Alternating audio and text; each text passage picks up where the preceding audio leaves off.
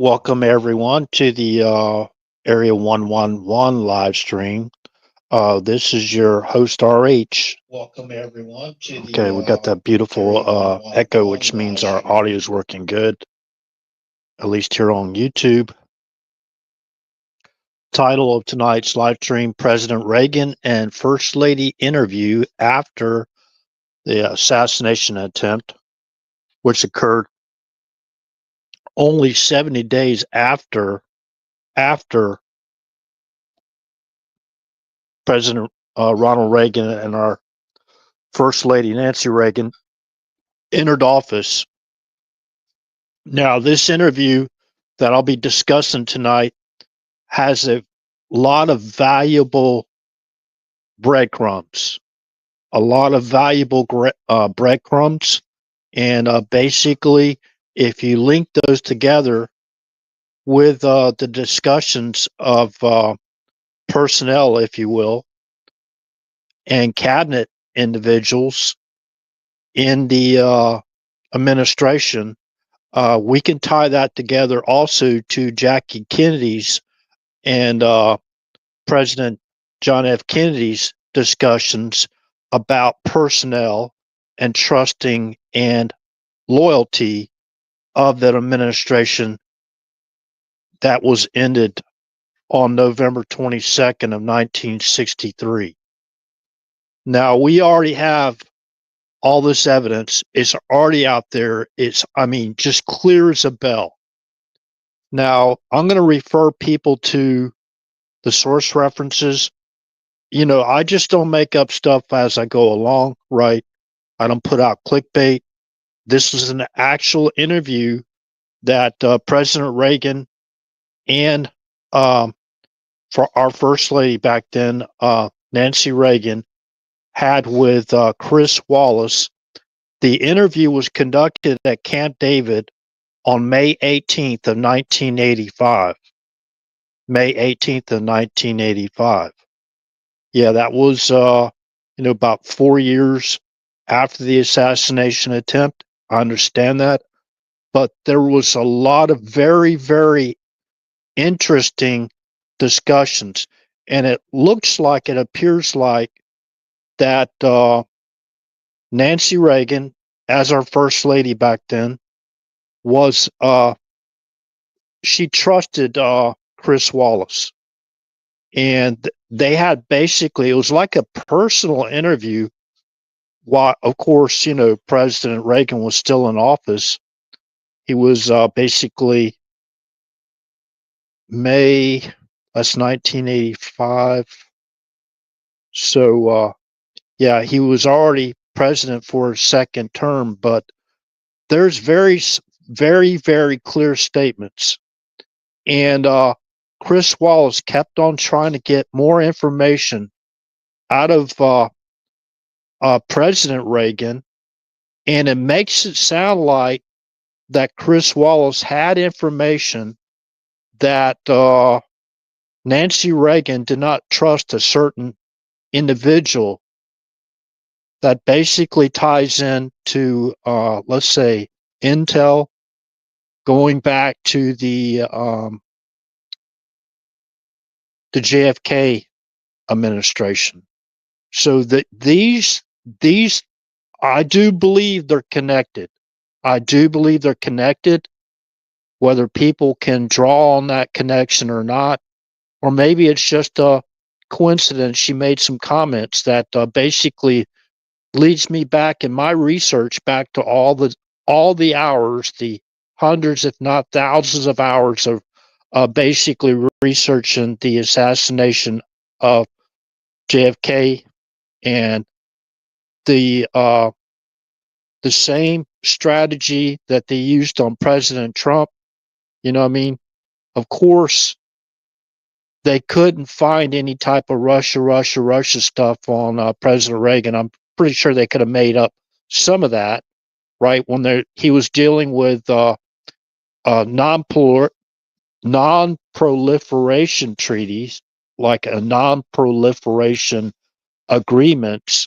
I'm sure, because President Reagan had to collude with Russia to basically implement those treaties, and to help keep us all safe. Just like President Kennedy did whenever he had that back channel communication with President, with the Nikita Khrushchev, the Ukrainian. I always have to remember to mention that Nikita Khrushchev was born in Ukraine. He was not born in Russia.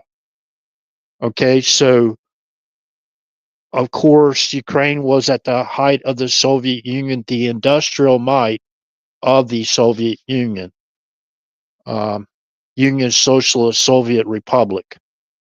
So, anyways, now we're starting to see a broader picture being exposed, a broader criminal conspiracy, if you will, to overthrow presidents, not only the current presidents, but president of the current president, but presidents in the past.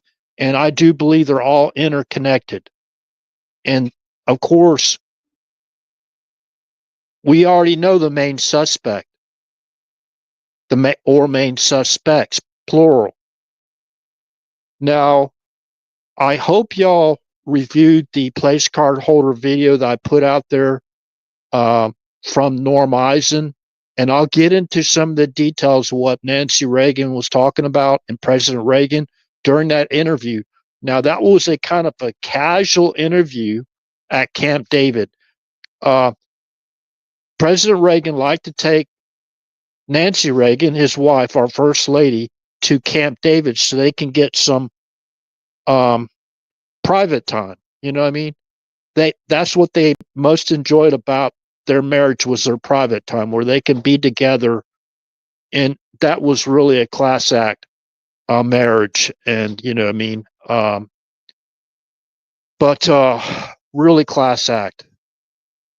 If we all could be blessed with a marriage like that, you know what I mean? If we all could be blessed with a marriage like that. Unfortunately, a lot of us aren't blessed with marriages like that. And some of us been divorced, and it's not a topic that those that have been divorced like to really talk about, because it's horrible. I don't wish a divorce on anyone. You know what I mean? And I don't think anybody goes out there and gets married to another woman, if you're a man, or a woman if you're a man, getting married to a woman if you're a man, and getting married to men if you're a woman. I don't think anybody goes in there and plans getting married and to get a divorce. That's basically what it is. Getting married to get a divorce, that's basically all I'll talk about. That is, I don't want to go down that topic. But anyways, good to see everyone here tonight. And this all interconnects to today. It all interconnects to the slope roof. Remember, President Kennedy, they took his basically Secret Service guy off the back of the president limo, who was supposed to protect President Kennedy, right? He basically, when he got off that platform, that little step he had to stand on, right? He raised his hands up in the air, like, "Why are you pulling me off?" Now, who had the basically the power to manipulate the Secret Service like there and go against protocol? That he wasn't blocking the crowd from seeing President Kennedy as that limousine drove by and he was waving over everyone, right? Who ordered that? Well, who was in the next limousine? Who was in the next limousine? Who did basically Jackie, our first lady, back then I was only a small child. who basically did Jackie Kennedy have very serious doubts about and had multiple discussions with President Kennedy before he entered office.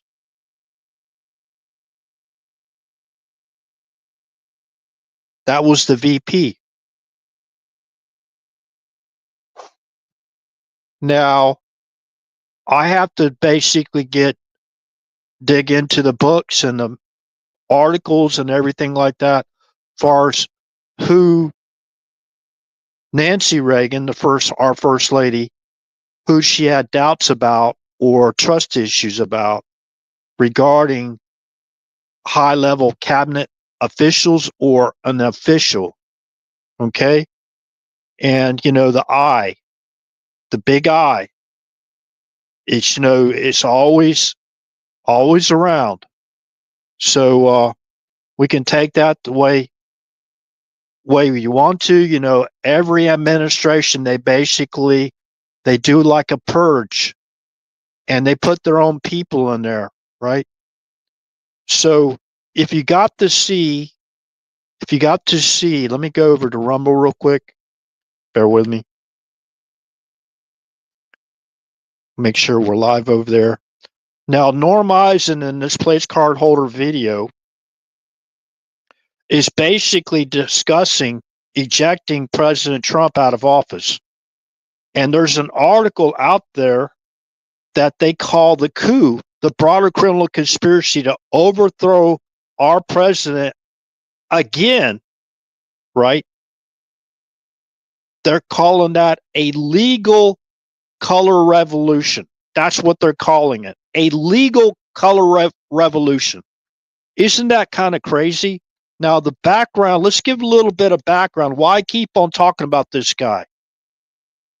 He's a material witness. You might even call him a material defendant. Okay. Let's talk a little bit about Mr. Norm Eisen here. He went to law school with Harvard Law School with Barack Obama.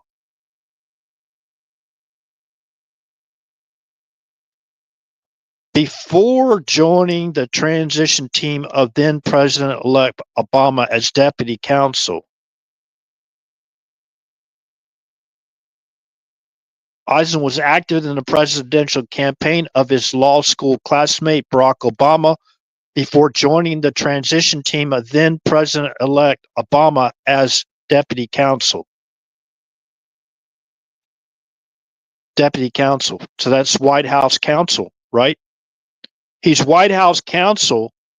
And in that place card holder video, he talks about when they eject President Trump, when their grand conspiracy to overthrow our duly elected, re-elected president again, the attempt again, he's going to basically be around to mitigate the damage. What is he talking about, mitigating the damage? He didn't use those exact words. I'm not quoting from him.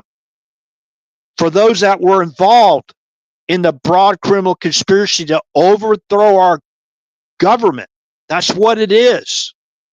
He's going to be around to provide them legal counsel, right? That's what he's going to be around to do. So, remember how they got Devin Nunes to step down because he was the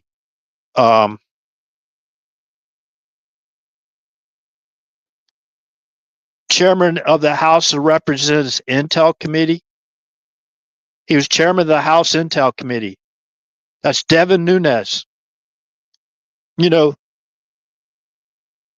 This is one of the main guys that that made that happen. One of those main guys that made that happen. In my opinion, based on his background. Listen to what he was basically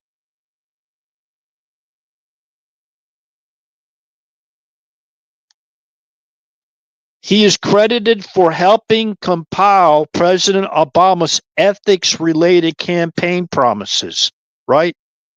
So all this lawfare that we've been seeing going on since basically 2016, it's very, very transparent who was behind it, who was behind the broader criminal conspiracy to basically set up the president and try to falsely imprison him before he ever got in office on January 20th of 2017.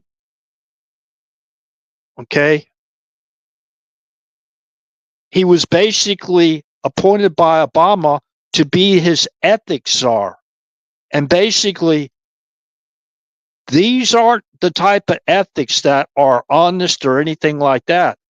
These are basically, it boils down to malicious prosecution and trying to take out the former president, Bravo Oscar's political and maybe economic opponents.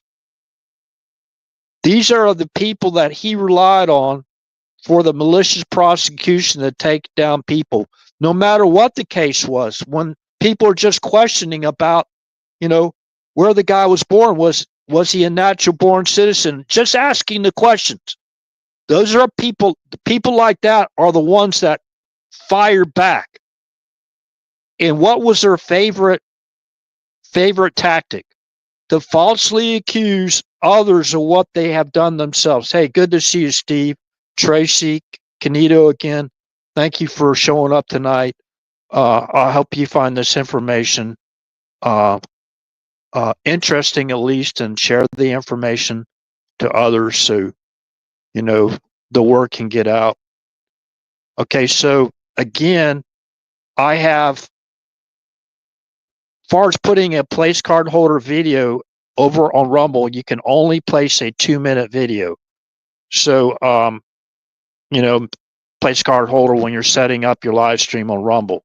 So I got the shortest one, but I think the most important one about Norm Eisen, that basically, remember, he set up the malicious prosecution and the lawsuits against President Trump before he even got in office again for his second term. He won 3 elections and he will only serve 2 elections, right? Unless there's an amendment to the Constitution. And I do believe that President Trump already told us that his intentions that he was not going to run again. Now, I want to touch really lightly about his health.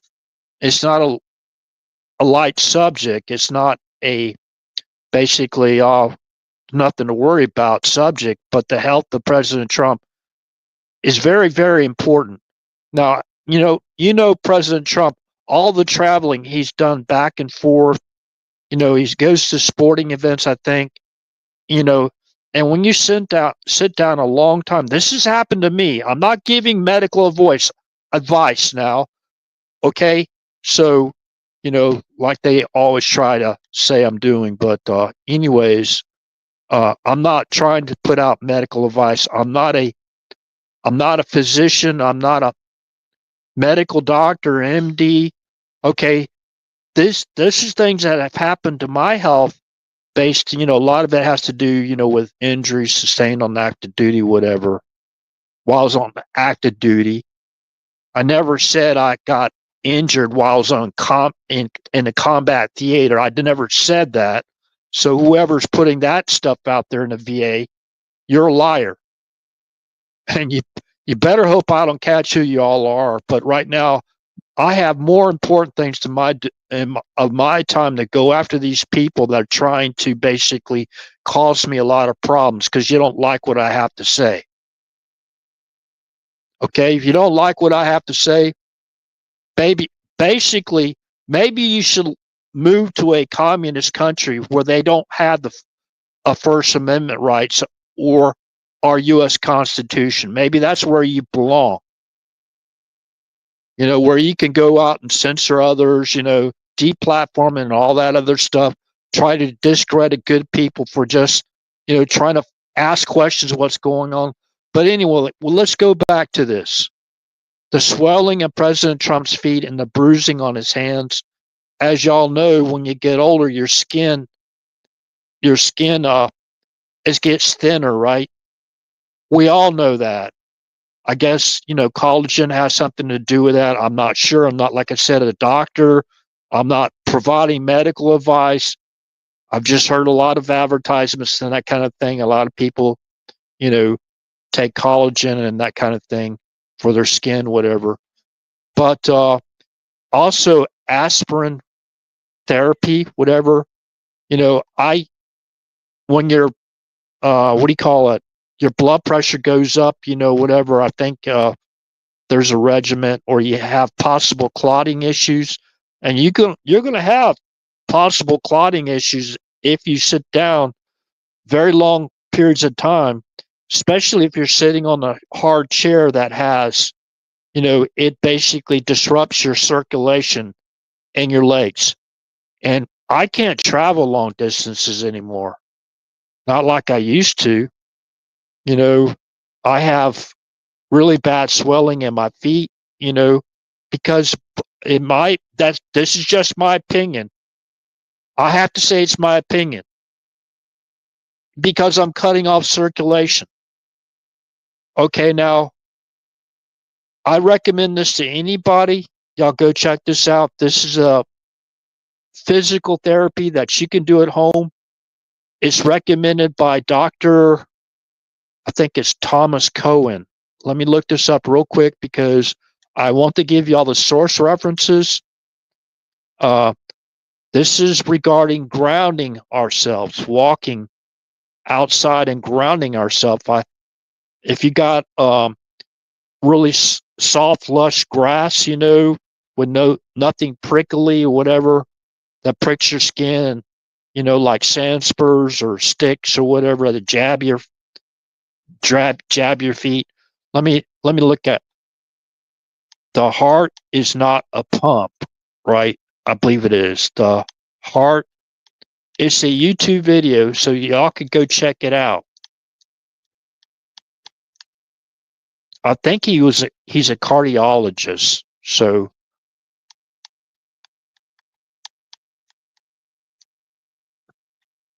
the heart is not a pump.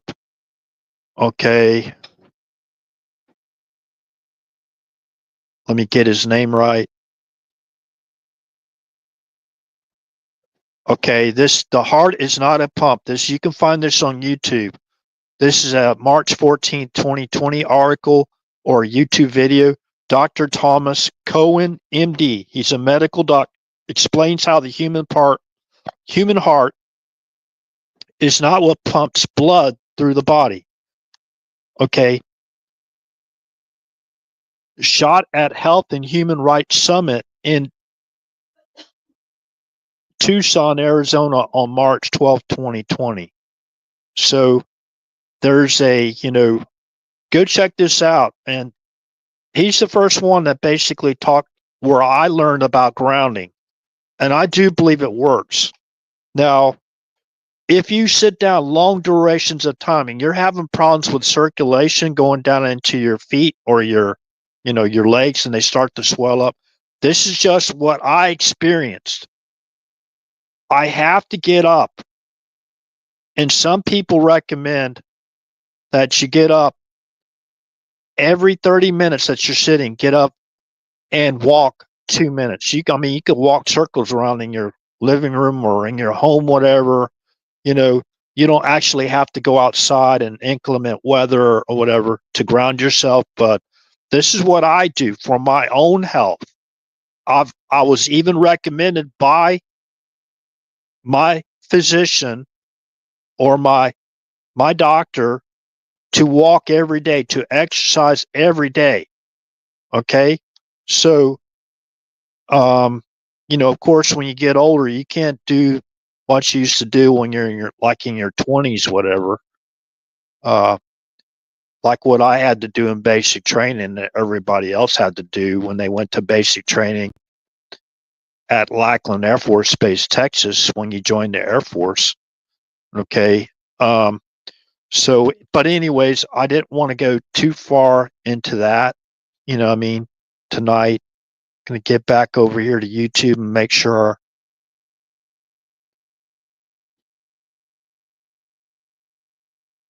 Yeah. Yeah. The shoes, the shoes have a lot to do with it. You know what I mean? And,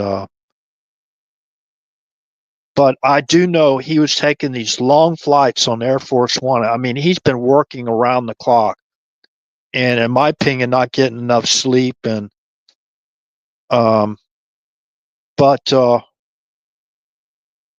anyways, like I said, I'm not his doctor. Of course, his doctor would be telling President Trump those things. That's kind of common sense, right? You know what I mean? Getting enough sleep and eating the right foods and drinking enough fluids, right? That you can clean out your body and all that kind of thing. Um, Especially, you got to stay hydrated. It's like 90, it was like, I don't know how hot it got today, but when I looked at the temperature, the weather temperature, it was like 95 degrees. So that was outside. But, you know, anyways, I let me provide the source references again to make sure y'all have them. And I think it's very, very important to listen to what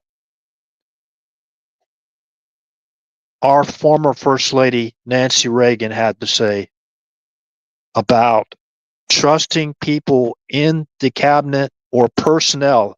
They were basically calling it personnel.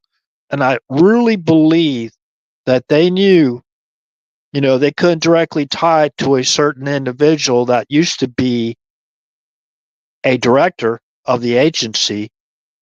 I do believe that's who they were talking about. Okay, so let me go. There's a book called Raw High Down, and I don't know, y'all might want to check that out. The books, and go through that and use word association and try to connect things that is truthful and put it together. Okay, so that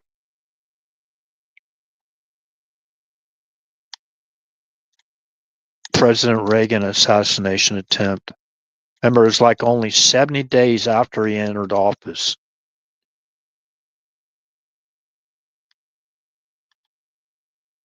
Some people might even think that I'm obsessed with assassination attempts and all that stuff. No, I'm not. I just want to make sure it never happens again. I don't care who's president. I really don't. You try to murder the president of the United States, or you put together your instrumental, whatever, you're part of it, putting together the grand criminal conspiracy to overthrow our government and our president, you need to go to prison a long time. And that's the only way it's going to stop this stuff. I'm furious about these people not being held accountable. Say it was my duty. I basically helped provide perimeter security. I helped provide security of you could call them maybe tier 2 assets when we were deployed conducting combat operation exercises. Okay? I was responsible for securing certain areas. I understand the slope stuff. I understand. I saw it right through. I saw right through it from the very first time that word came out of her mouth. I was listening to that basically congressional hearing. I was listening to it very closely. That's freaking ridiculous. The reason why they didn't have anybody up on the AGR building is because the roof was sloped. And then you look at the other counter sniper positions were on rooftops that were even more sloped. There was not a danger to counter snipers on the AGR. And that would be a requirement. If I was, do you think if I'm helping set up site security for the security officer, should I give the name?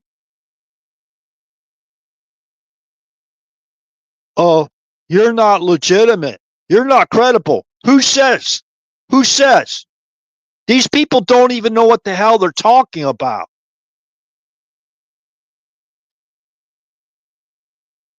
I mean, many of us, to include the official story with President Kennedy.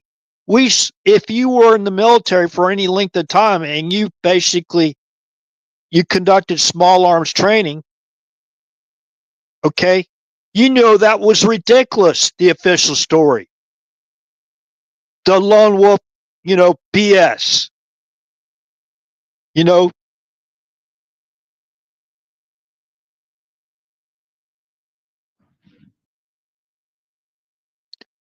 Lee Harvey Oswald, and then you got something that happened in the end of November timeframe of 2017. The attempted assassin in the Philippines belonged to an ISIS cell. He had a picture of Lee Harvey Oswald. So what does that do? Oh, it's another lone wolf, right? Crooks is a lone wolf. Everybody's a lone wolf. In my opinion, John Hinckley Jr.'s diary was already written for him. And if you watch the videos of that, if you watch the actual videos of it, it looks like they had more protection on John Hinckley Jr. than they had on President Reagan. He was set up. In my opinion, Reagan was set up. President Trump was set up. John F. Kennedy was set up. Now, all right, you're going too far. No, I don't think I'm going far enough.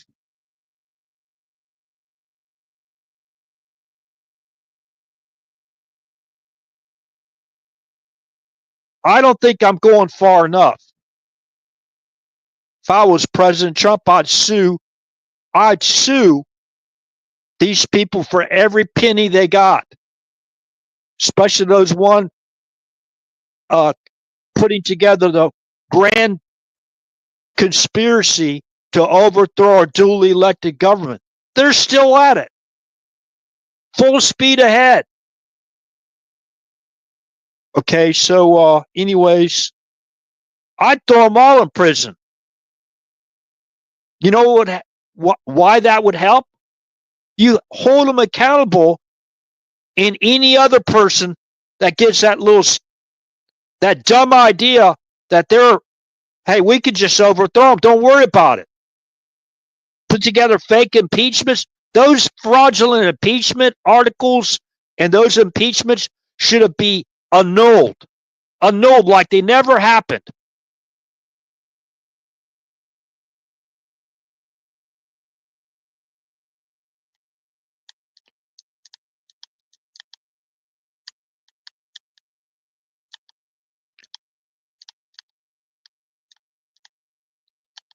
Okay, so now I think there's someone, again, very powerful in the Reagan cabinet or administration that basically had the U.S. Secret Service not follow protocol.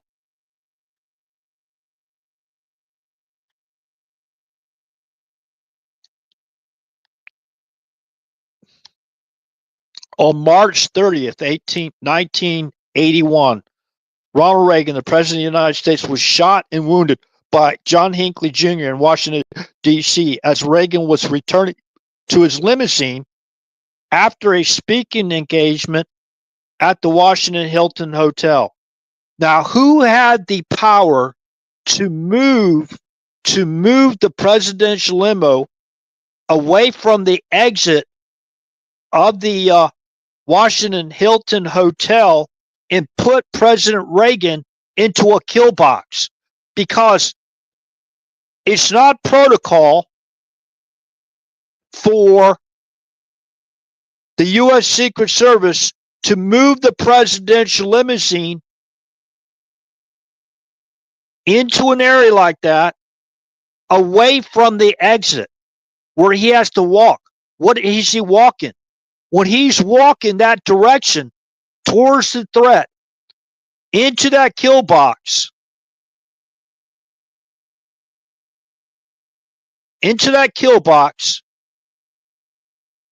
his center of mass is exposed. Well, I thought that RH guy was stupid, huh? Keep on thinking people like myself are stupid. We don't know what we're talking about. Keep on thinking that way.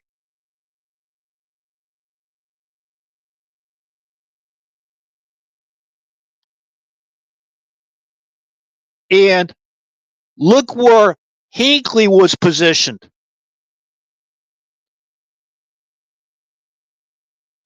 When President Reagan was walking with his U.S. Secret Service bodyguards, could they see Hinckley? When they exited the Washington Hilton Hotel, the question is, could the U.S. Secret Service detail directly protecting President Reagan, could they see Hinckley when they basically turned in that direction and started walking towards the limousine? No, he was concealed behind a wall, and they set up the media right there behind that wall.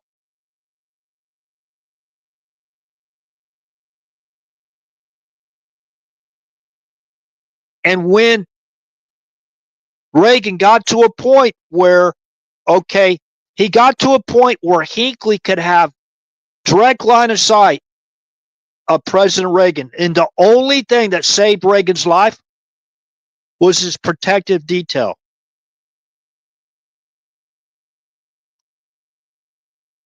You know, when you jeopardize the security of the President of the United States, it has ramifications for innocent people as well. Like Corey. Was it Compertor?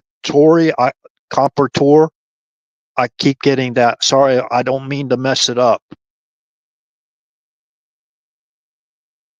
President Trump and Butler on July 13th of 2024 should have never been up on that stage. Never. And the First Lady, she has, you could call it feminine intuition. That's what President Reagan called it. About people that Nancy Reagan did not trust in his own administration. And I do believe that's all interconnected. The trust issues.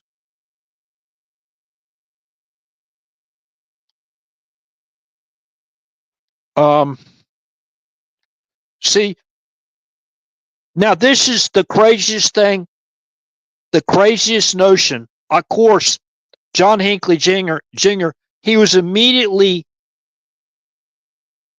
declared innocent on the grounds of insanity. Where'd they ship him off to? Basically a 4-star hotel where he can get all the drugs he wanted and all the Jodie Fosters he lookalikes he wanted, right? He was trying to impress Jodie Foster, right? Why would you impress someone that you have a thing for, that you're obsessed with? What do you think is going to happen to you after you do it? You think, okay, the guy thought he was going to get away with it. So he was set up. He was set up where he was there, where President Reagan direct detail bodyguards could not see him. And then they're walking towards the limousine, right? President Reagan's raising his right hand and waving, okay? And they were there. They wasn't there to ask questions. Notice that? Reagan didn't go up there and start to ask questions. He walked to the presidential limo, was far enough away from the reporters where none of them could get hurt, but Reagan would walk unknowingly into a kill box and attempt to assassinate him, going against all protocols, all U.S. Secret Service protocols. Now, do I know all the protocols of the U.S. Secret Service? Get one of those experts out there. I mean, they'll probably discredit what I just said.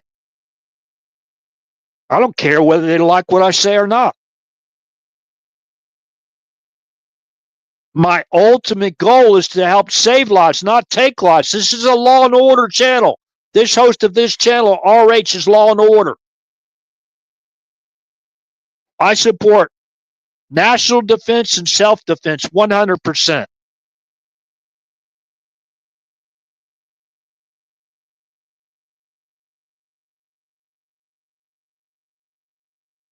You know, the echo chamber in D.C. is so great. They can't see outside their own little bubble. They can't think outside their own little bubble. Most of it's a big, huge grift. Not, what do you call it? Petty. It's not petty larceny. It's far greater than that. We're talking about theft of American taxpayers that's into the trillions of dollars. Not even billions anymore. Trillions of dollars. That's not a little petty theft. That even basically redefines grand larceny, right? Super duper grand larceny. Just super duper theft. And that's the primary motives, along with people getting to positions of higher power. What happens when you get to positions of higher power?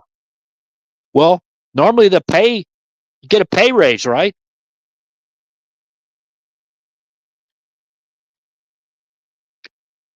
So let's read the Mockingbird Media narrative about what happened on March 30th, 1981.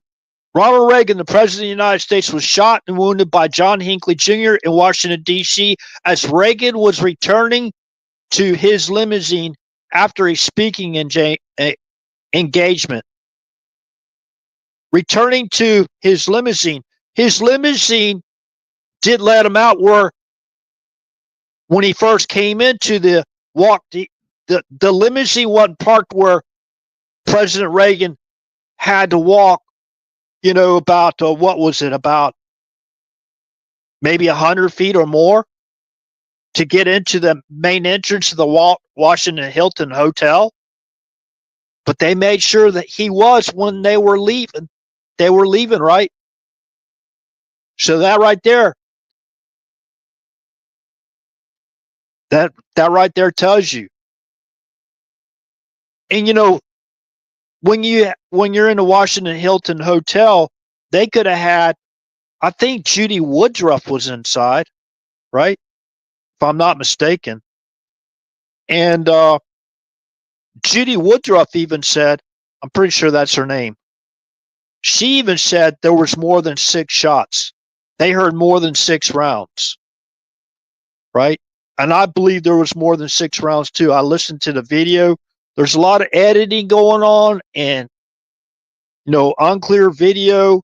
I've already basically tried to use echoes as an excuse and all that stuff, but there sure appears to me that there was more than 6 rounds fired and there was more than one shooter. Okay. Now, Hinckley believed the attack would impress the actress Jodie Foster. Let me look and see more. With whom he had developed an erotomanic obsession after viewing her in the 1976 film Taxi Driver. Wow.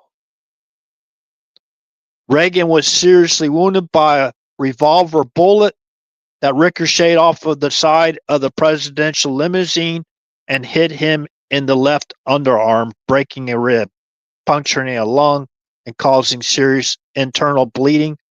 He underwent emergency exploratory surgery at George Washington University Hospital and was released on April 11th. No formal invocation of Section 3 or 4 of the U.S. Constitution's 25th Amendment concerning the former CIA director, George Herbert Walker Bush, assuming the president's powers and duties took place. Though Secretary of State Alexander Haig stated that he was in control here at the White House until Vice President George H.W. Bush, the former CIA director. See, I'm adding that in. I'm adding into additional information, right? Returned to Washington from Fort Worth, Texas. Haig was fourth in line of succession after Bush. Speaker of the House Tip O'Neill and President pro tempore of the Senate Strom Thurmond. Who was next in the line of succession after Kennedy was assassinated? That was also his VP, right?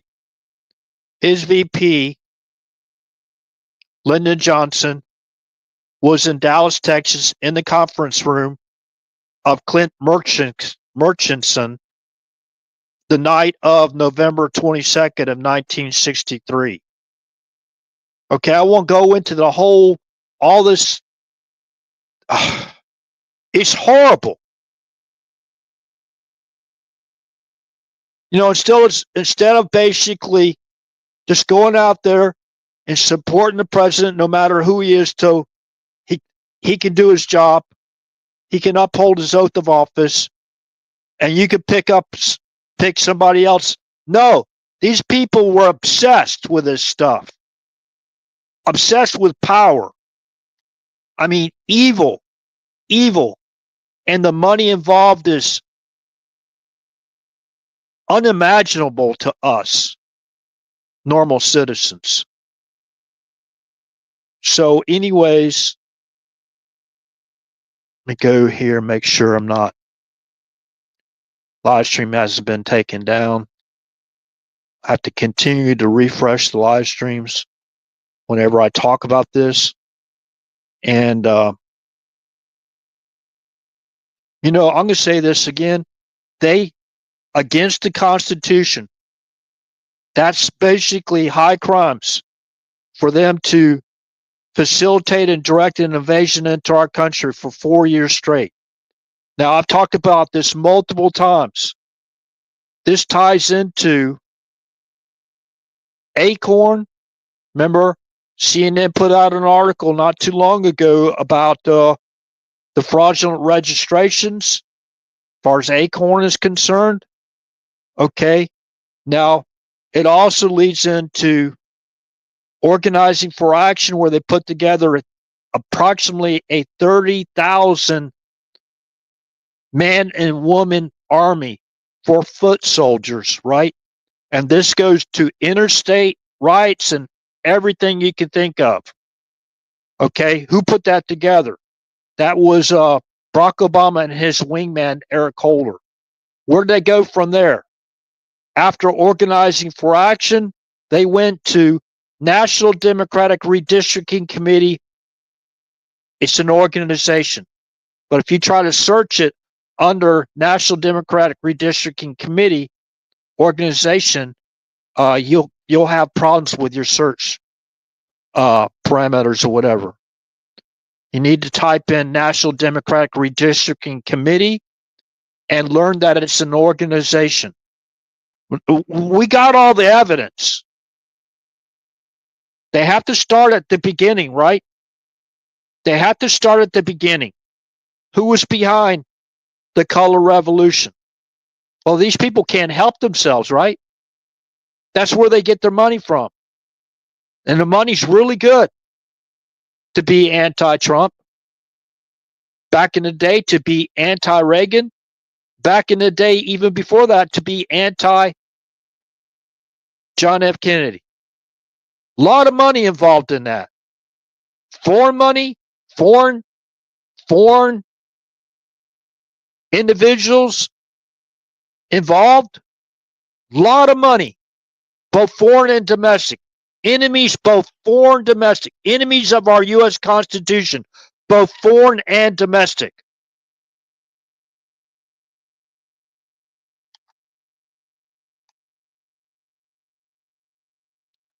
Okay, so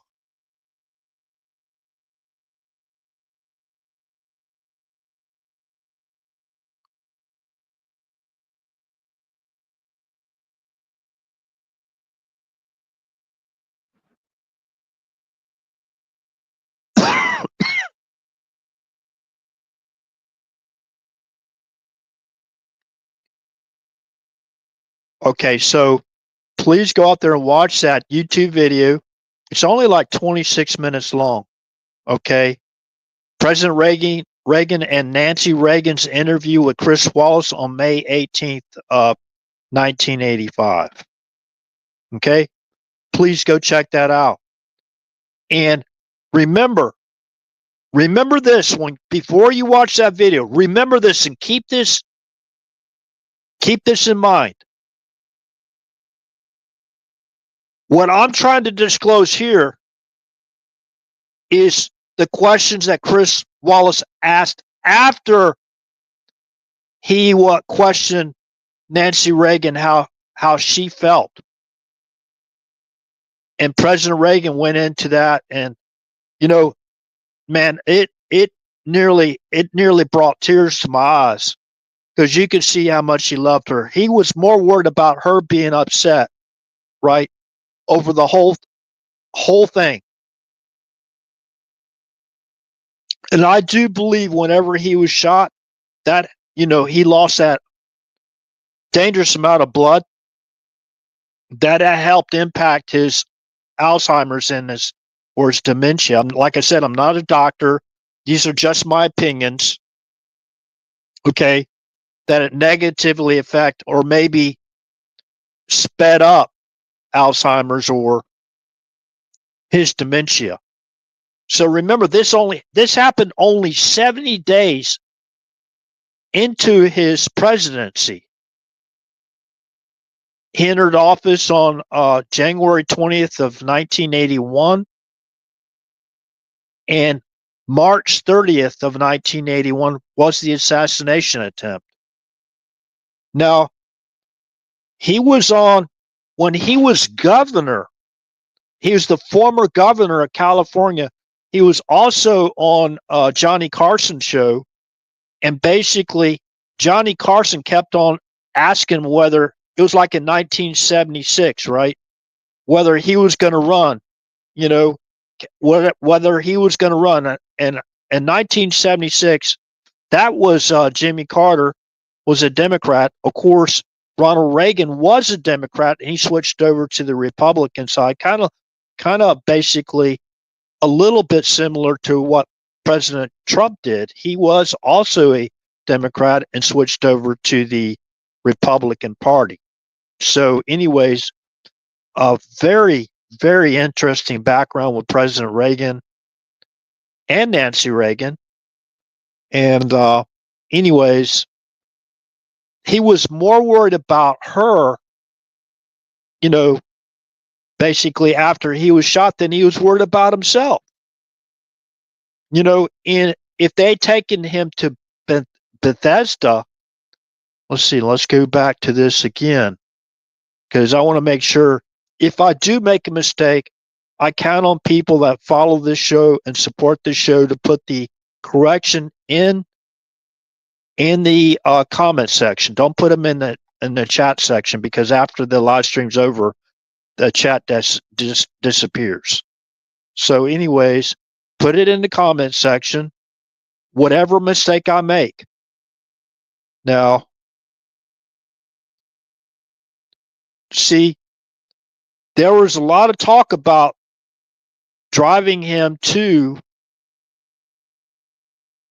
and this is where John Hinckley Jr. also had an erotomanic obsession after viewing her, Jodie Foster, in the 1976 film Taxi Driver. Now, I didn't really get into that much, but I thought that was kind of, the coincidence was kind of stark, whatever.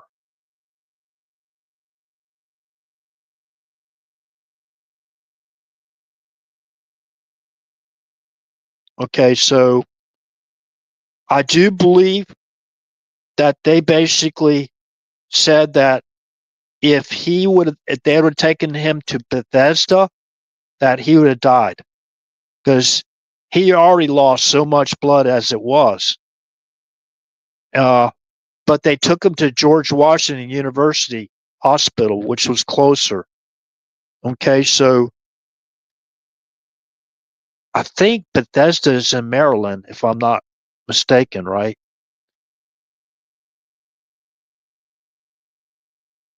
He was wounded in Washington, D.C. They took him to the nearest hospital, I guess George Washington University, and they called forward, right, for surgeons, whatever. I mean, as far as my understanding, whoever did that, knowingly or unknowingly, saved his life, in my opinion. So there's a lot going on behind that as well.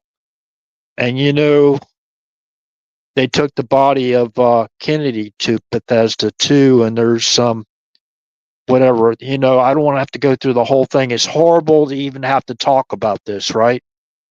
It's horrible.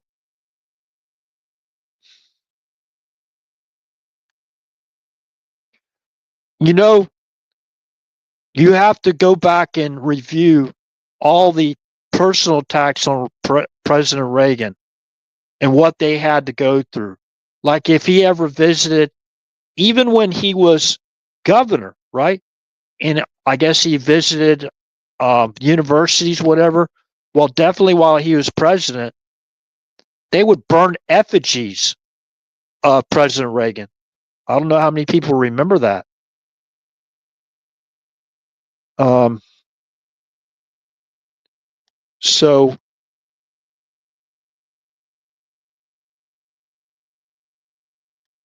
So again, y'all have to go check out that interview with Chris Wallace that occurred at Camp David with President Ronald Reagan and our First Lady, Nancy Reagan.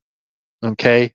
So, and listen to that interaction very closely.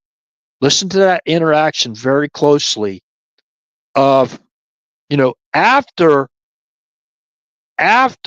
Chris Wallace basically questioned Nancy Reagan and President Reagan after the assassination questions.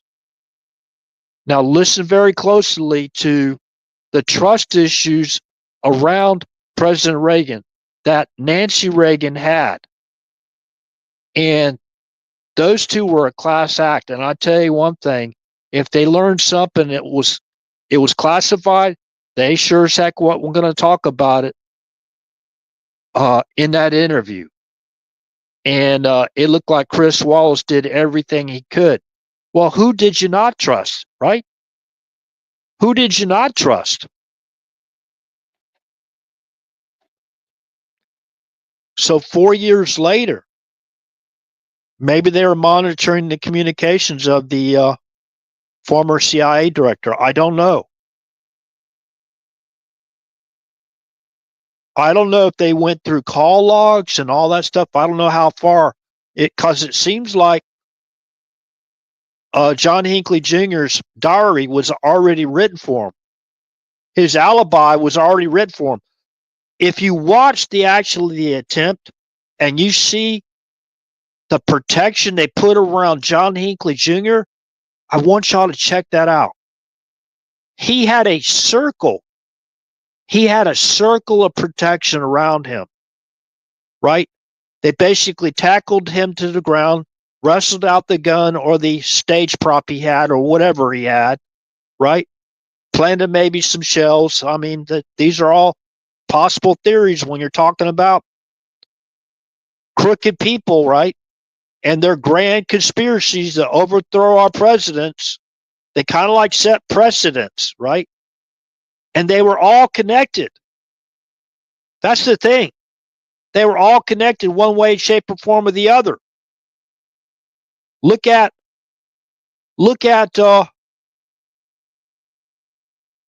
JFK Jr.'s magazine called George.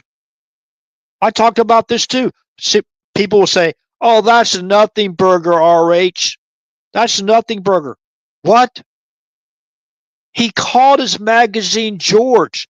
So people didn't understand who he's referring to or which agency he's referring to. He called his magazine George. He got Cindy Crawford to basically cross-dress as George W., George Washington. So you understand which family of Georges he's talking about. And it wasn't George Wallace. So he had, nope, wrong direction, right? Wrong direction. Not George Wallace. Isn't it kind of funny? He had an article in George Magazine about George Wallace. He brings in Cindy Crawford to cross-dress as a man, as George W. The name of his magazine is George, and the name of George W. Bush's TFR is Crawford Ranch. Can't put any of those together. Man, I'm telling you, I mean, we got people in these high-level positions, and they go, how many years of education you have, RH? Well, you could probably say, let's see, education, when I was of conscious age, what, maybe 6 years old? Maybe when I was in kindergarten and I was putting these blocks together and trying to build these towers. Maybe I could have been a Donald Trump if I went down the basically engineering aspects of it or developing whatever. Yeah, I was building little towers with blocks, and I got them up as far as I can get them, and it'd make me mad. They start to look like they were out of alignment, and I whacked them and knocked them all down and started building again. That's what I loved to do as a child. I was in kindergarten. I don't even think I was 6 years old yet. I was in kindergarten. That's the beginning, really, of my education. Of course, I didn't pursue that. At 17, right out of high school, I joined the United States Air Force with my parents' signature. And I furthered my education through the military. Professional, it's called PFE, Professional Military Education. And I continued on in space operations technology, got 2 years associate degree in that. I continued on with my education with the military until after I basically retired from active duty. After that, in 2008, after spiritual leaders,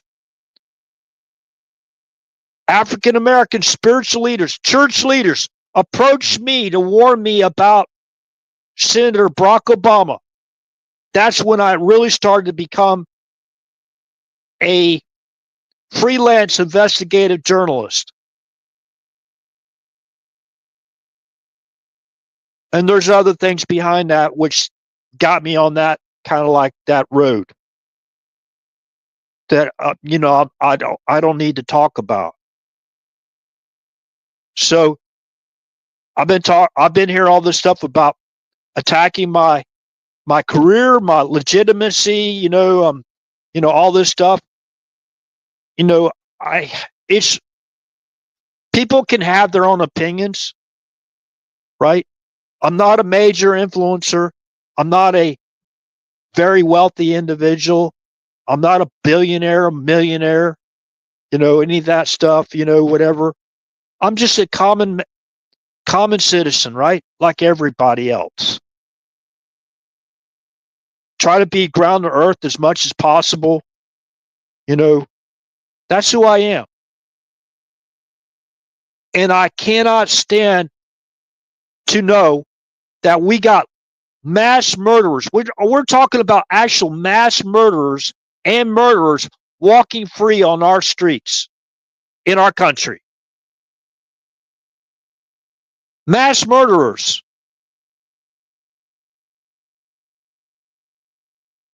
That are walking on our streets in America. And I want to bring up a couple of things. Yeah, please go check out that video.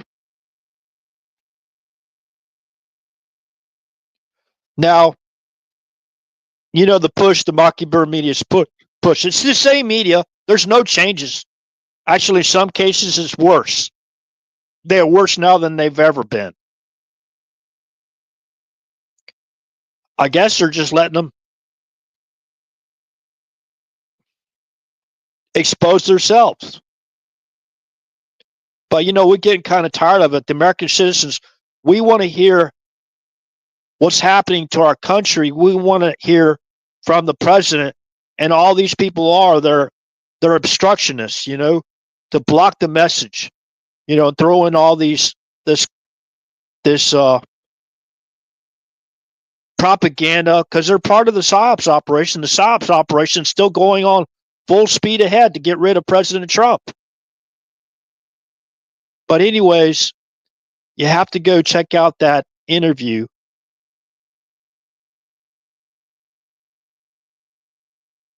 President Reagan and Nancy Reagan 1985 interview with Chris Wallace. Okay, that's the search you get.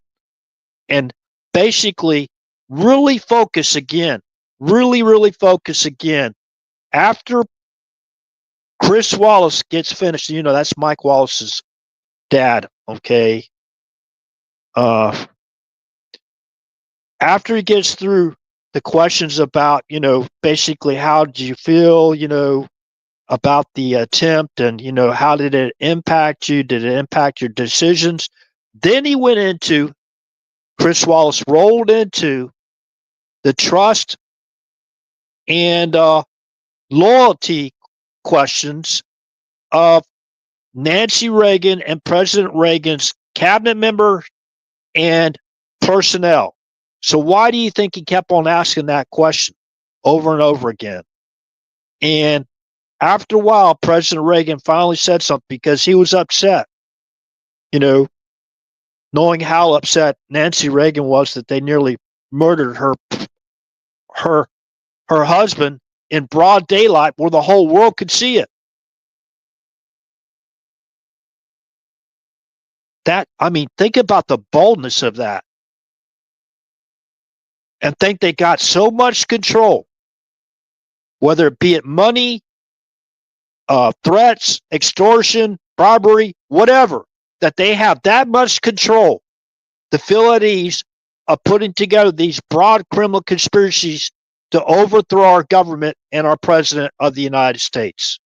Multiple times. So if they gotten away with it all these times and none of these people really been held accountable, oh, that's right. He was trying to impress Jodie Foster by turning himself into Swiss cheese. He went to a 4-star hotel with revolving doors. He could go home and be with his family, right? The good friends of the Bush family, right? The Hinckley family. John Hinckley Jr. could go back and visit with his family. on holidays. It was a walk in a park. He got basically any drug he wanted, and any I'm pretty sure he had conjugal visits if he wanted them, right?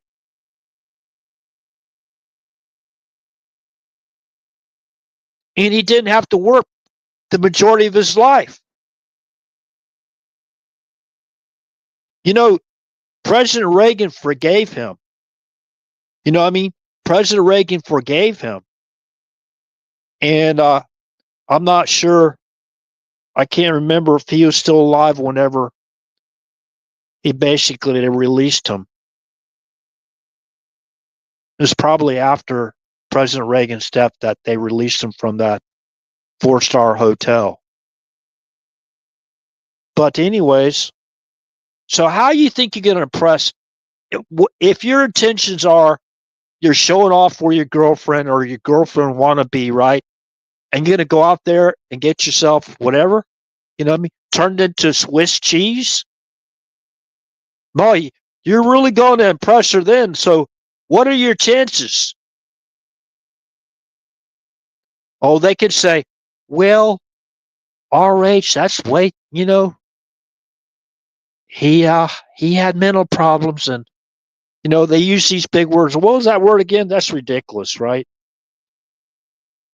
And look at the protection that Hinckley got.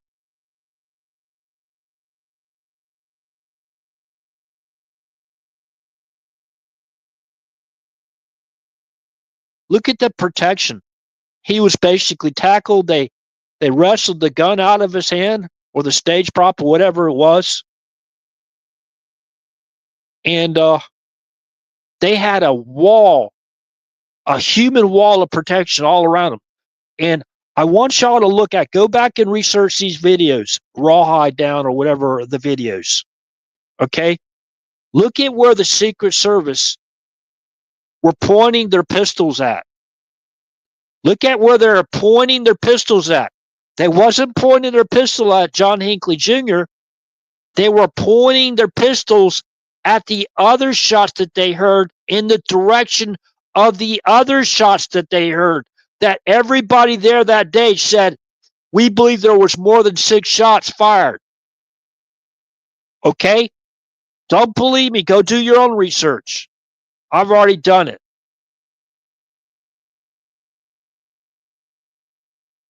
I went as far as to, see where they found the shell casings and the bullets where they hit. And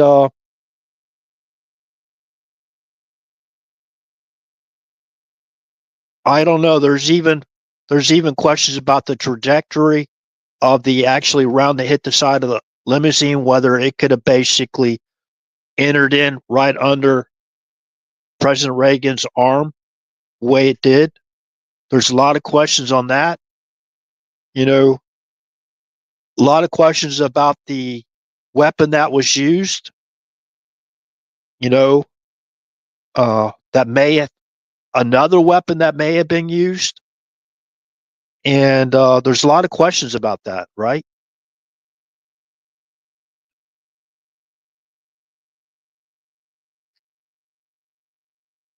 So, anyways, yeah, I think they need to open these things up again and select a independent, non-partial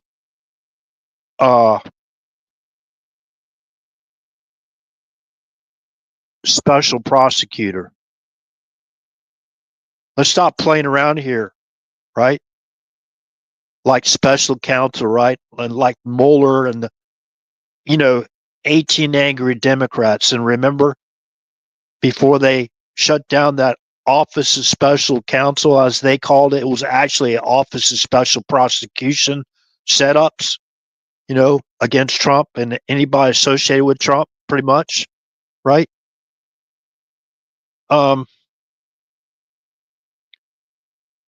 Yeah. Non-partial, have somebody that knows what the heck they're talking about with forensics or everything, right? there's no statute of limitations on murder, and I don't think there's any statute of limitations based on treason, as far as a grand or the broader criminal conspiracy to overthrow our government, right? And they're still running the operation. Okay, let's connect another thing. When we're talking about using the DARPA PSYOPs operation against President Trump and MAGA, Trump supporters, and all that stuff, right?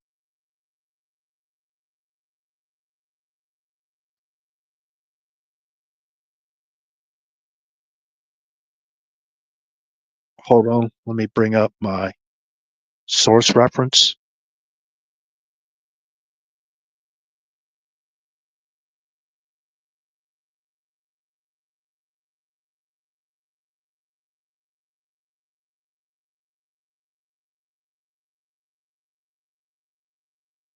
Um,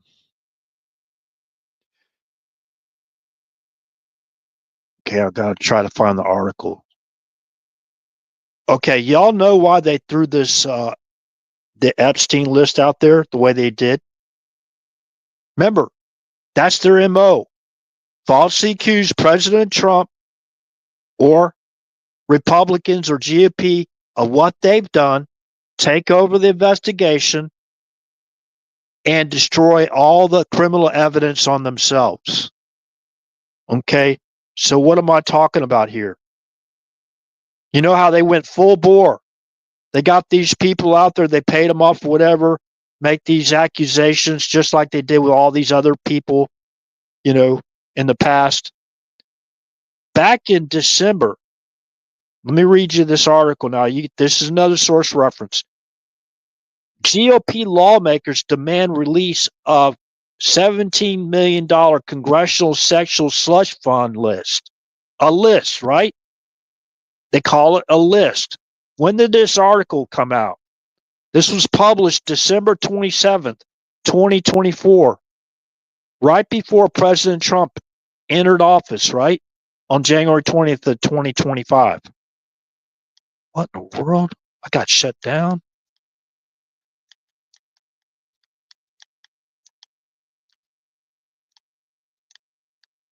Right on target, right? Right on target.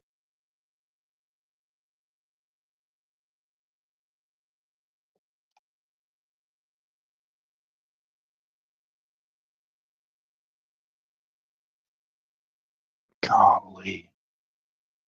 Shut down unexpectedly, right? Yeah. What's happened before? That's called what I call preempting my connection. So this article, this was in the New York Post. I'd like y'all to check this out as a source reference, put it together. Okay.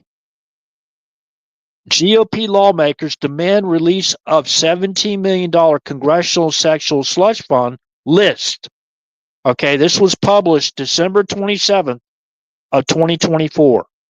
Okay, now go down this, and the ones behind it was Representatives Thomas Massie and Marjorie Taylor Greene. Okay, so now we all know that they planted this stuff. Remember Mar-a-Lago? They set up a crime scene, a fraudulent crime scene. All this is part of the psychological warfare operations that they're running against pretty much anybody that goes against everything they believe in. You know what I mean? So, and I'm going to report. I'm going to quote Representative Massey, Republican of Kentucky. Congress has secretly paid out more than $17 million of your money to quietly settle charges of harassment, sexual and other forms in congressional offices. That's Massey wrote on X, okay? Don't you think we should release the names of the representatives? I do, he added.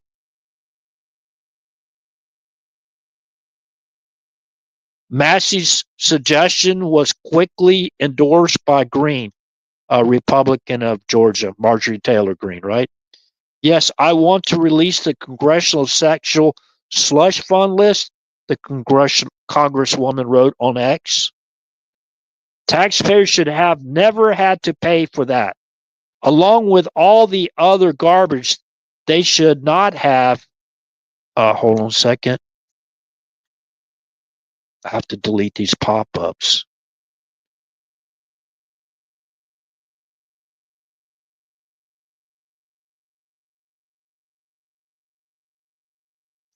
Taxpayers should have never had to pay for that. Along with all the other garbage they should not have to pay for, she argued. Since 1997, the Office of Congressional Workplace Rights has paid out more than $17 million in public money to settle nearly 300 cases of workplace disputes at the U.S. Capitol, including claims related to sexual harassment, discrimination, retaliation, and pay disputes. Okay, so they got this idea, the D's did, right? And I'm sure these other malicious prosecutors, like the guy I was talking about earlier in the live stream, okay, who went to Harvard Law School with Barack Obama, who was his deputy White House counsel, okay, who put together all these malicious prosecution look forward lawsuits against President Trump and the Trump administration. Think about it. He was out there bragging about putting the first lawsuit together against Trump, the Trump administration. So he had one of his foot soldiers out there with the complaint, the official complaint, to give to the GSA at one of Trump's hotels, I believe it was, at 12:01 p.m. on January 20th of 2021. No, 2025, excuse me. 12:01 p.m. The very first minute, right after President Trump gave his oath of office, he hit them with a lawsuit. That's what's called malicious prosecution. And he basically bragged about putting together over 200 more lawsuits. They were already put together. Now, he bragged about that around in March of this year. So he's already amassed. So that's part of the grand criminal conspiracy to overthrow our duly elected government and our duly reelected government and duly reelected president of the United States. And they said that's a legal color revolution. Basically, use your imagination as far as overseas operations go of what they are talking about there.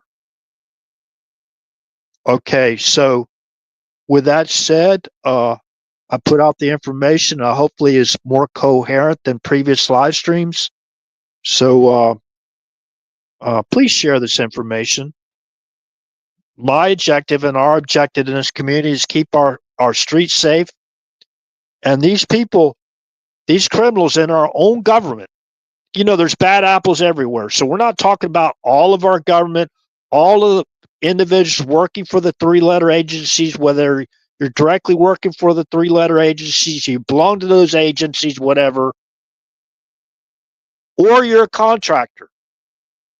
If you're a law-abiding American citizen and you're basically out there risking your life to help keep us all safe, hey, I salute you.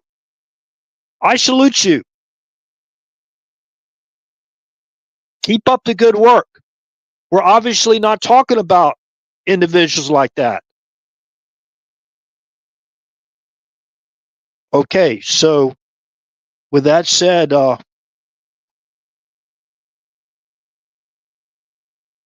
it's already going on nearly 1 a.m. in the morning. With that said, good morning, good day, good evening, wherever you're from. This concludes the live stream, and please share. God bless.